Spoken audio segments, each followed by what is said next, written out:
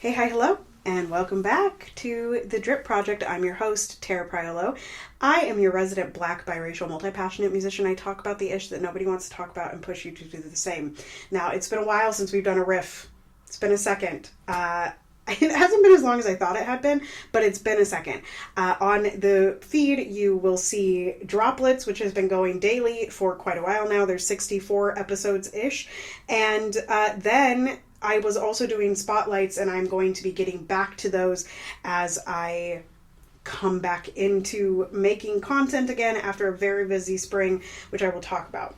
All right, so today I wanted to talk about my new branding. You heard my new intro. I've been using the same intro for years and years and years and years, saying white-facing biracial, and I wanted to talk about why I changed that. I've been thinking about it for a while, and I also introduced on Instagram my new brand that I've been using it for probably circa like 8-10 months now, but hadn't really done a big intro. So this is a branding specific episode. If you're interested, stay here. Okay, stay here. All right, so Black biracial, why did I change it?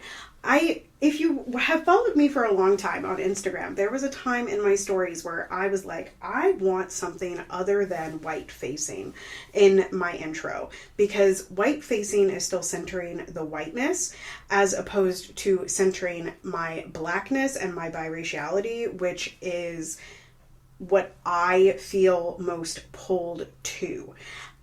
So I had thought, and I couldn't ever find anything. And the whole reason I had white facing instead of white presenting or anything like that. So white passing, you'll hear that thrown out a lot about biracial people.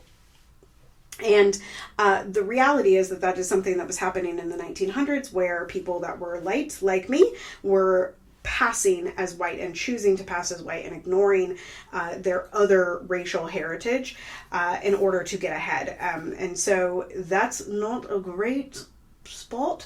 And white presenting is an interesting term to me because it does get thrown around. But to me, being as light as I am and still getting thrown out of white spaces because I'm not white enough, you know what I'm saying? So white presenting never felt good. So white facing felt good for a long time because I do talk to white people about these issues and race and all of the things that make me, etc. And so white facing was facing white people. That's what it was. But again, it was still centering whiteness. It was still centering that conversation around whiteness. And a couple months ago, actually on TikTok, which is where I keep looking over here in the corner, on TikTok, there was a conversation, and this happens like once a quarter, but there was a large conversation, a large discourse, so many videos made about this creator named Han, and she's biracial, and so there's this whole biracial discourse that happened. And in that, the term monoracial was happening. Okay, monoracial was happening, and biracial and multiracial, of course. And the other term that was happening was Black biracial. And I had heard that in the past, but I was like, oh my gosh. Actually, though, that's a great way to signify, because for a long time I had like a brown heart and a white heart, like in my bio, or a black heart and a white heart to indicate that I'm black and white, whatever. But Black biracial centers the blackness, and it centers everything that I'm about. I am a pro-Black account. I'm pro-Black myself, pro myself and pro-Black generally, but it doesn't negate the white part of me.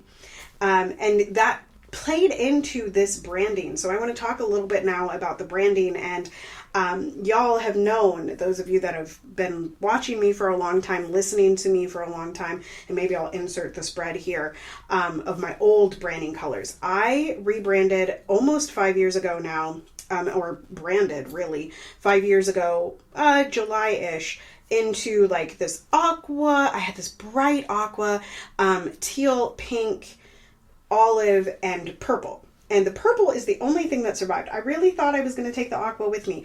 But when I created that brand back in the day, I really wanted lime green.